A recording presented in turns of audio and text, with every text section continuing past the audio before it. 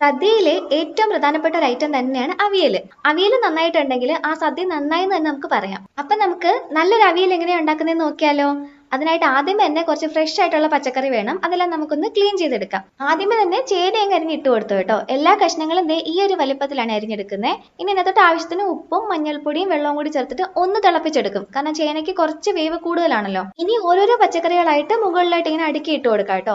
അവിയലിന് ഏറ്റവും കൂടുതൽ വേണ്ടത് ചേനയും കുമ്പളങ്ങയാണ് കേട്ടോ, അല്ലെങ്കിൽ തടിയങ്ക. അത് രണ്ടും ഒരേ ക്വാണ്ടിറ്റിയിൽ വേണം. അതിന്റെ മുകളിലായിട്ട് പടവലങ്ങ, മുരിങ്ങയ്ക്ക, അച്ചിങ്ങ, പച്ചക്ക, ക്യാരറ്റ്, പിന്നെ 4-5 അമരയ്ക്ക. എന്നിട്ട് ആവശ്യത്തിന് ഉപ്പും മഞ്ഞൾപ്പൊടിയും മുളക് പൊടിയും 1/4 കപ്പ് വെള്ളവും കൂടി ചേർത്തിട്ട് അടച്ചു വെച്ച് വേവിച്ചെടുക്കാം. കഷ്ണങ്ങൾ വേകുമ്പോഴത്തേക്ക് നമുക്ക് ഒരു അരപ്പുണ്ടാക്കി എടുക്കണേ. അതിനായിട്ട് ഒരു 5-6 ചെറിയ ഉള്ളിയും 2-3 പച്ചമുളകും ജീരകവും കൂടി ചേർത്തൊന്ന് ചതച്ചെടുക്കണം. അതിനകത്തോട്ട് ആവശ്യമുള്ള തേങ്ങയും ഒരല്പം ഉപ്പും മഞ്ഞൾപ്പൊടിയും കൂടി ചേർത്ത് ഒന്ന് ഒതുക്കിയെടുക്കാം. ഇത് നമുക്ക് വെന്ത് വന്ന കഷ്ണങ്ങളിലേക്ക് അങ്ങ് ചേർത്ത് കൊടുത്തിട്ട് നന്നായിട്ട് മിക്സ് ചെയ്തെടുക്കാം.